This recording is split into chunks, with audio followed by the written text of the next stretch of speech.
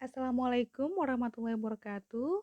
Hello everyone, hope you are doing okay. Well, this is our 14th meeting in our class, in our course EPT English Proficiency Test class. And today we are going to talk about TOEFL's listening section. So I will share some strategies to deal with this listening section of the TOEFL. Right. So in listening sections, we have 50 questions in three parts. So, part A for short dialogues, part B for longer conversation, and part C for talks or monologues. And they should be completed in about 30 minutes, meaning that you have 12 seconds between each question on the recording. So you have to be able to answer each questions within 12 seconds and then be prepared for the next questions on the recording. Right, so obviously, in order to be able to deal with the TOEFL's listening sections or to be able to do well in TOEFL's listening sections, you have to improve your general English listening skills. You can achieve this by getting yourself used to or accustomed to listening to English sound. Expose your ears to English sounds frequently. Watch lots of YouTube contents in English. Watch lots of movies, listen to songs, listen to podcasts that are using English language, of course. So if you do this, then your general English listening skills will also improve eventually. And then the next the next sorry, the next strategy is be familiar with the directions of the task.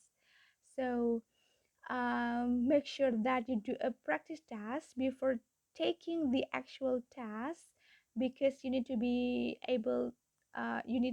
familiar with the directions of the task. The directions on every paper TOEFL test are the same, so it is not necessary to spend time reading the directions carefully when you take the task. You should be completely familiar with the directions before the day of the test. So, teman-teman harus memastikan bahwa kita sudah familiar, sudah cukup mengenal, cukup hafal dengan petunjuk tesnya. Karena when we are familiar with the directions of the task, then we can use the time when the directions are being played or read or spoken by the narrator.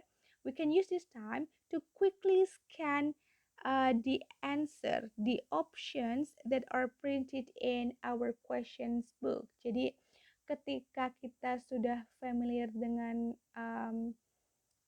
petunjuk tes, kita tidak perlu mendengarkan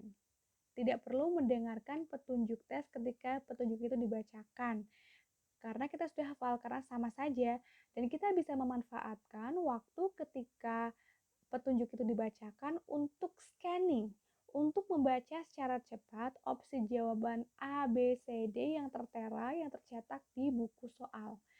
By doing this, by scanning, by reading the options that are printed in our task book, then we can prepare ourselves. We can try to predict the topics of the conversations.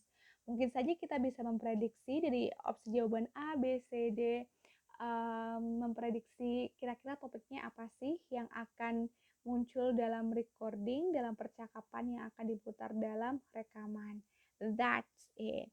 And then you have to listen carefully to the passage. So you have or you should fully concentrate on what the speakers are saying on a recording because you will hear the recording one time only karena hanya diputar satu kali maka kita harus sangat-sangat berkonsentrasi. Jadi the key to listening sections is konsentrasi itu yang paling penting.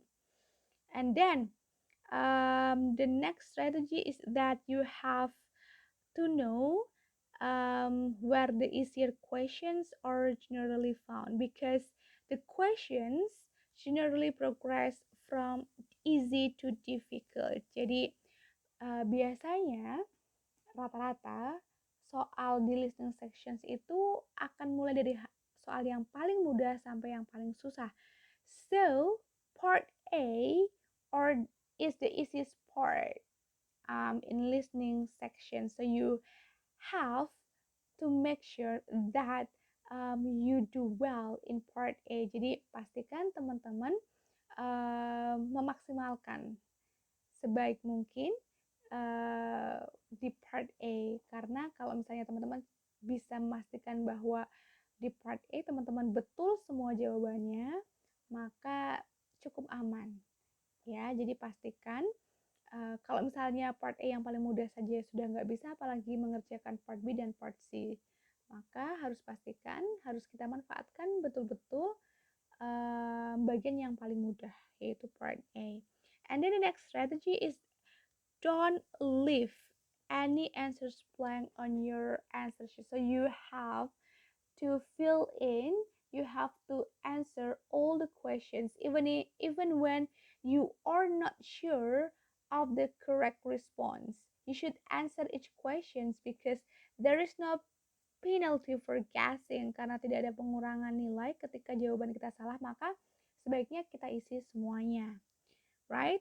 And then the next strategy is use any remaining time to look ahead at the answers to the questions that follow. So when you finish with one questions, and then maybe you still have the remaining time from the 12 seconds, jadi masih ada sisa waktu dari 12 detik jarak ke pertanyaan selanjutnya, you may have time to look ahead untuk melihat soal selanjutnya, membaca lagi opsi jawaban A, B, C, D-nya sebelum recording dibacakan. So it will help you a lot. Well, it will prepare you when the recording is being played. Okay, so these are the general strategies that will help you to deal with the TOEFL's listening sections. Okay, and then I will talk about part A because it's the easiest part, and it consists of 30 short dialogues, and one dialogue is followed by one question. So it means that we will have 30 questions in part A. Okay, so there are several strategies.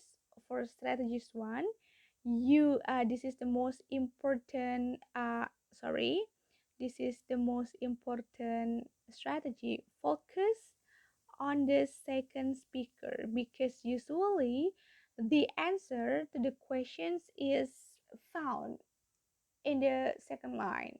It's found from the second speaker. So you have to make sure that you pay close attention to what the second speaker is saying. Okay, so this is well, like the most important strategy, because yeah, you have, of course you have to listen to first speaker. If you understand what the first speaker is saying, then that's good. But if you don't understand it, don't worry, because it probably does not contain the answer. Focus on the second speaker. And then the next strategy is choose answers with synonym, because the answer usually is a restatement. Jadi jawabannya biasanya dalam bentuk restatement atau parafrase, makna yang sama, maksud yang sama, tapi diungkapkan dengan kata-kata yang berbeda of what the second speaker said. So you have so this is the third strategies. And then the next one is you have to be careful with the same word or words that sound similar. It may be just a distraction Oke, so jadi kita harus berhati-hati dengan yang kata-kata yang terdengar sama atau kata-kata yang terdengar hampir sama atau mirip. So now let's take a look at the following example. Okay, so on the recording you hear, why couldn't Mark come with us? He was searching for a new apartment. What does the woman say about Mark?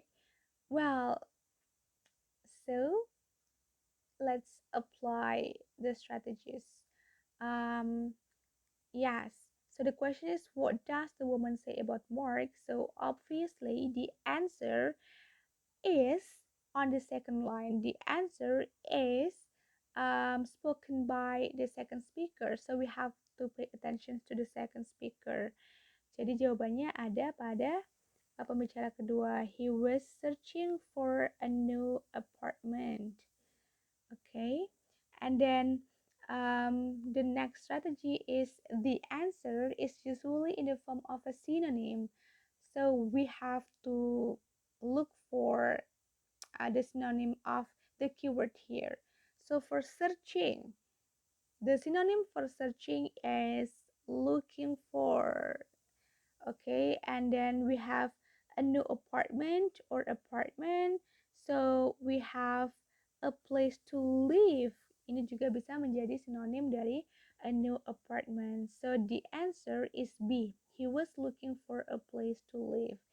Jadi jawabannya itu dalam bentuk restatement, parafrase, dalam bentuk sinonim dari statement pembicara kedua yang ada di recording, yang ada di rekaman, right? And then the next strategy is you have to be careful with the exact same words or words that sound similar. Jadi hati-hati dengan kata-kata yang terdengar hampir sama. For example, we have apartment is similar to apartment, and also appointment maybe is quite similar to apartment, and then we have search here, and then maybe it is quite similar to research, right? And then searching, church, maybe it sounds similar. Okay, so be careful with the exact same words or the words that sound similar, because maybe they are the distractors. Jadi hanya jebakan Batman saja. Right. Let's go to the next strategy. You have to draw conclusions about what, who, and where. Okay, so let's take a look at the answers or options here. Okay, so you see, please take a look at questions number 1 to 5, and also the options A, B, C, D. Right. If we scan quickly, if we read the options first before the recording is being played, then maybe we can guess, we can predict what the question says. Okay, what is the probable questions? For example, questions number 1, from the answer, from the options, in a photography studio, in biology laboratory, in an office, in a library.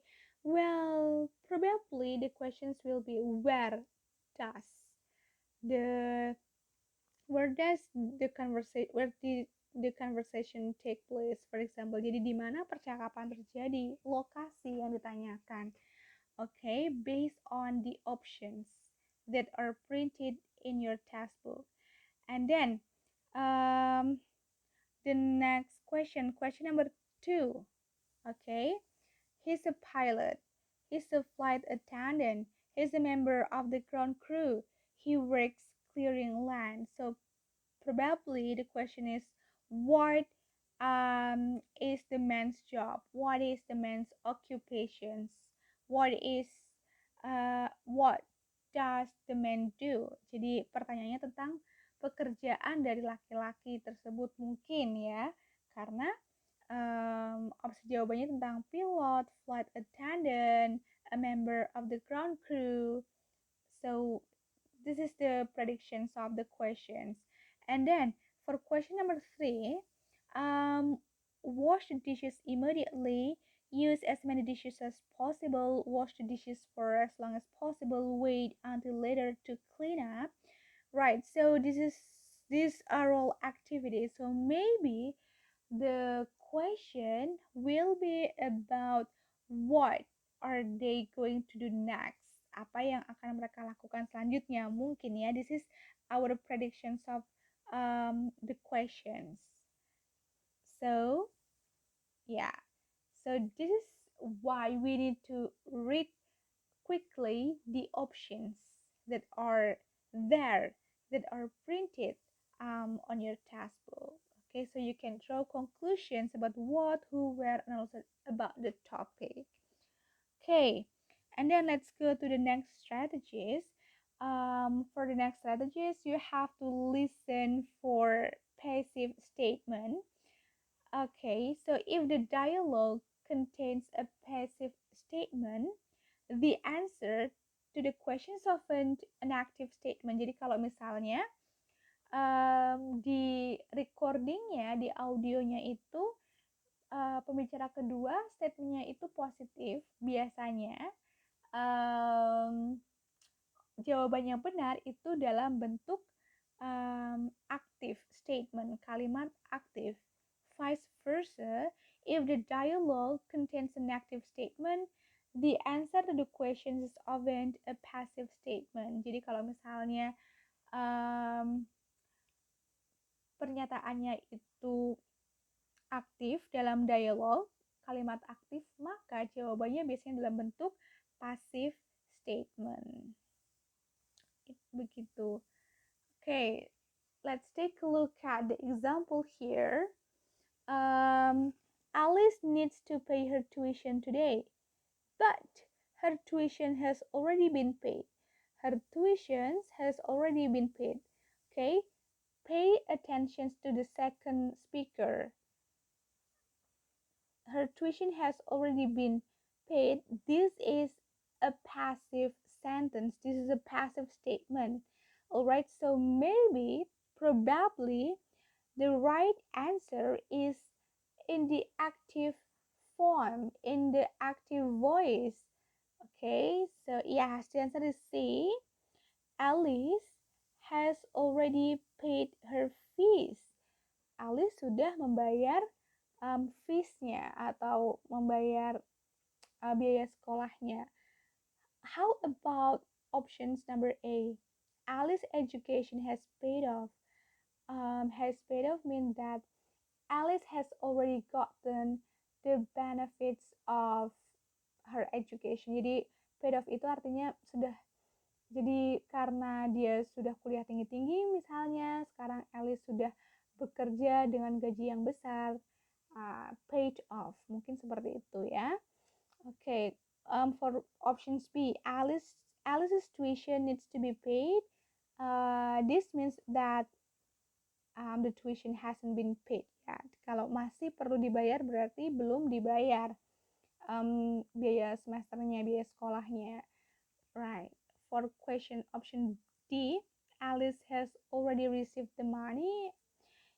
Well, we cannot found this fact based on the conversation. So the most correct answer is C. Alice has already paid her fees. Okay, so this is strategy 3. Listen for passive statement. Right, and then the next strategy is listen for negatives.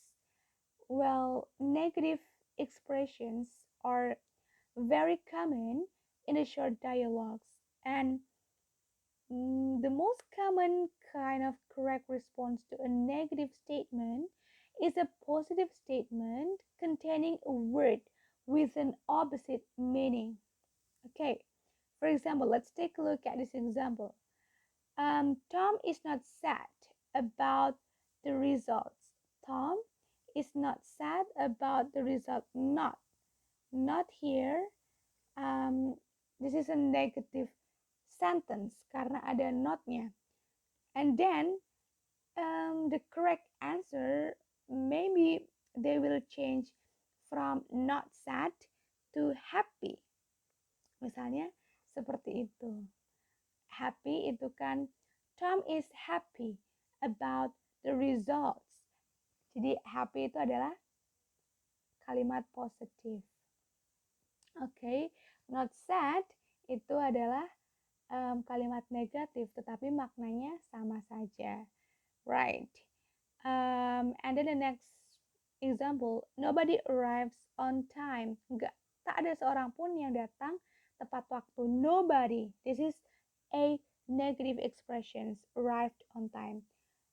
Nobody on time means everyone is late. Everyone is late. Semua orang terlambat. Everyone is late. This is a positive statement atau kalimat positif, bukan kalimat negatif. Tetapi maknanya everyone is late dan nobody arrived on time. They have the same meaning. Maknanya sama. Okay, and then the next one is Saul never works hard. Saul nggak pernah bekerja keras. It means that Saul is quite lazy. For example, Saul is lazy. This is a positive statement, kalimat positif.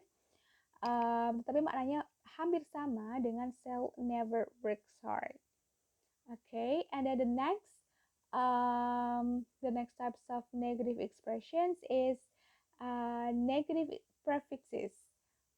Jadi kata imbuhan, prefix itu imbuhan an, in, this. Misalnya this, satisfied, dissatisfied, tidak puas. An, misalnya dari able, mampu, unable, tidak mampu. In, for example, from sane, sane itu waras, insane tidak waras. The patient was insane. This is a negative statement, so probably the correct answer will be the patient was crazy. Insane, not sane, negative. It has the same meaning as crazy, gila. Tapi he is crazy, the patient was crazy. It is a positive statement, but with the same meaning as the negative statement. Dengan statement negatifnya. Pasiennya tidak waras, itu kalimat negatif. Pasiennya gila, itu kalimat positif. Meskipun bentuknya satu negatif, satu positif, tetapi maknanya sama. That's it. Okay, and then this is the examples of negative statement. How did you get to their grandmother's house in Maine in only 5 hours? They didn't drive slowly on the trip to Maine. Mereka tidak berkendara dengan pelan. Alright, didn't drive slowly, tidak pelan, means they go fast. Mereka menyetir dengan cepat. So, the answer is A.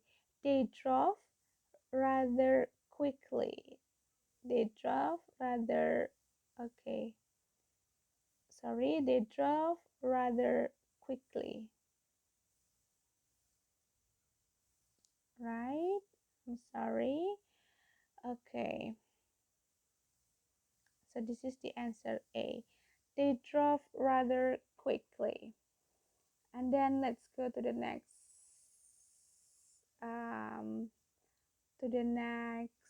strategies. So you also have to pay attention to listen for negative statement, double negative. Listen for double negatives. So, in mathematics, when negative meets negative, it will result in a positive result, right? So it is more or less the same as in English field, language field. Oke, jadi statement negatif ketemu dengan statement negatif biasanya hasilnya akan positif, maknanya akan positif. For example, I can believe the news that I heard about the concert. Well, it isn't impossible. It isn't impossible for the concert to take place. It isn't impossible. Tidak mungkin. Artinya mungkin, tidak mungkin artinya mungkin. The end result is possible. Mungkin saja terjadi. Okay, so the answer is C. The concert might take place. That's it. So you have to be careful with double negatives. Okay, let's take a look at another double negatives. For example, this is another example.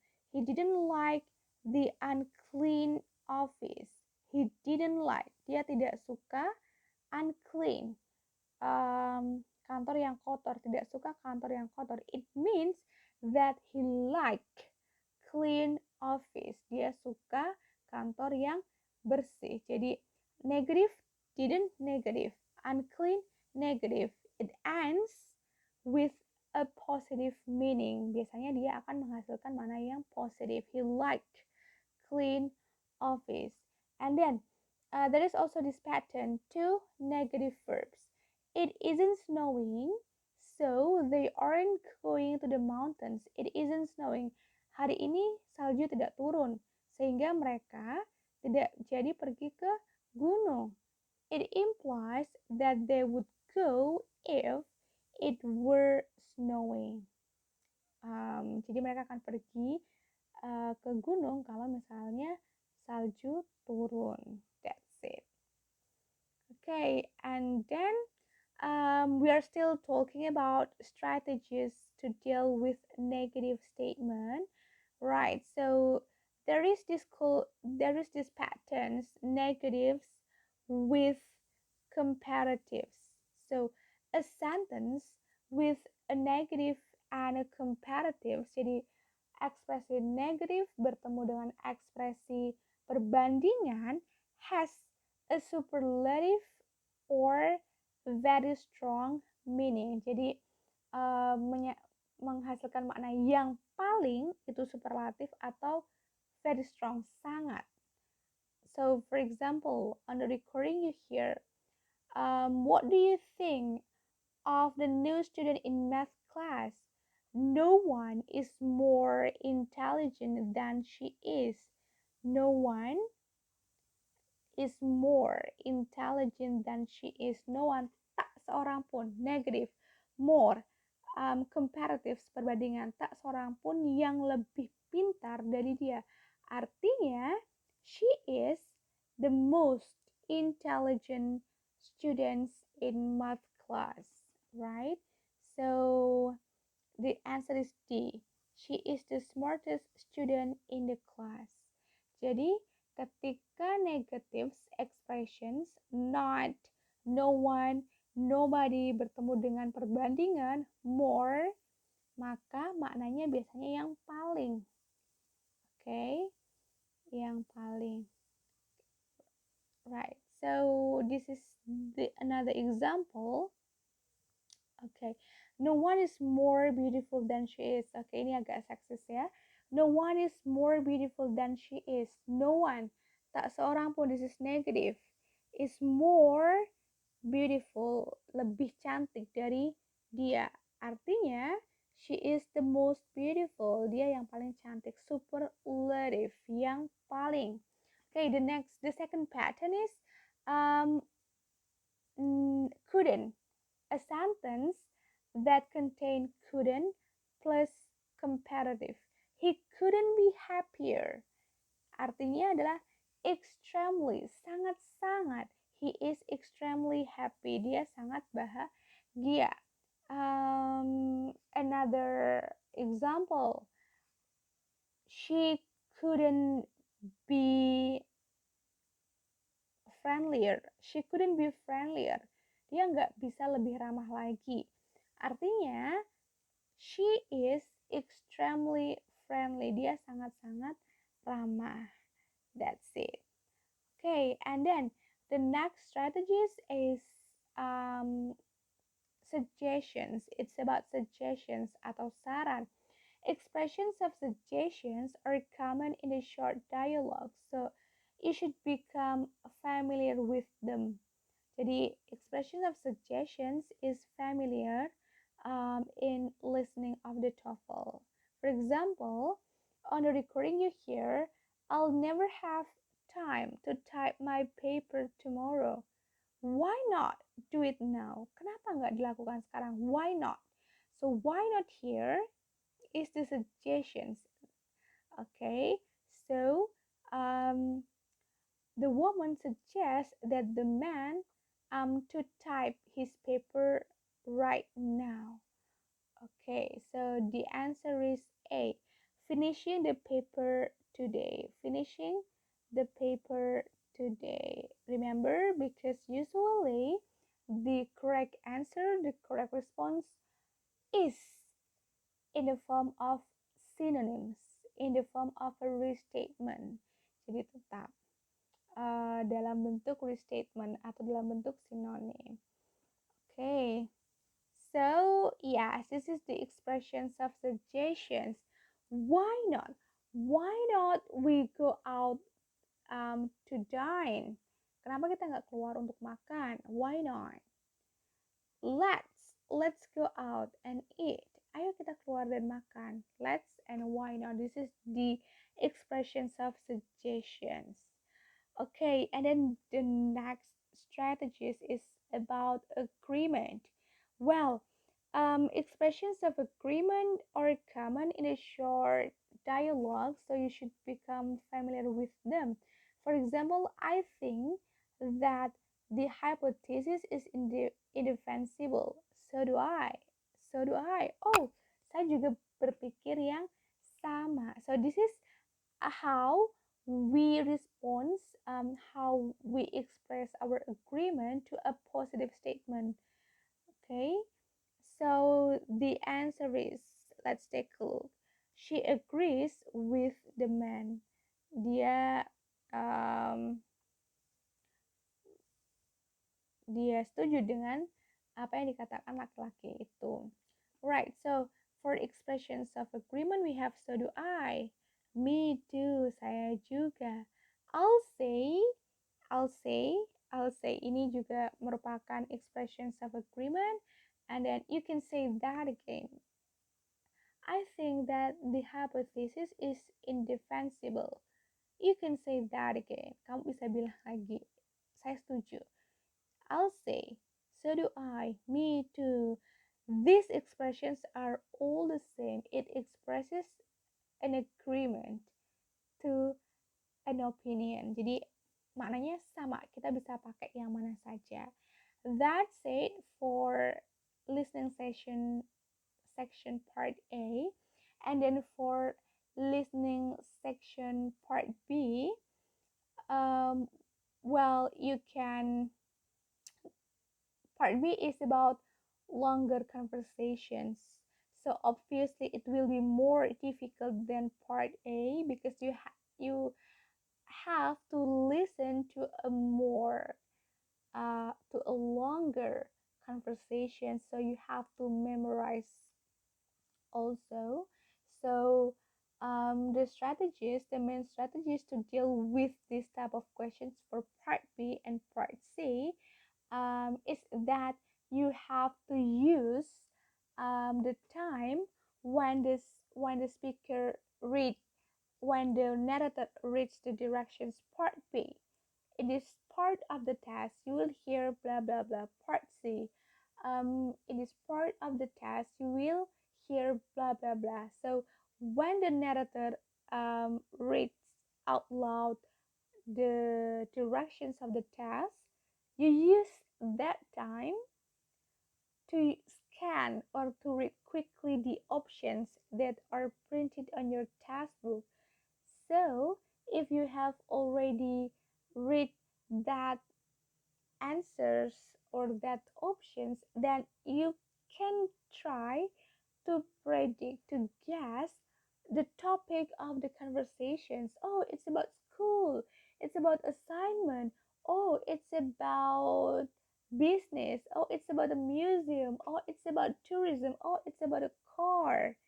So if we have already read the options that are given to us on our test book, on our question book, then we can at least try to predict the topics. Okay, so we will be more prepared when the recording is being played for us. I guess that's all for the strategies to dealing with deal with the listening sections of the TOEFL. Thank you so much. Um, the next video will be about TOEFL's reading sections.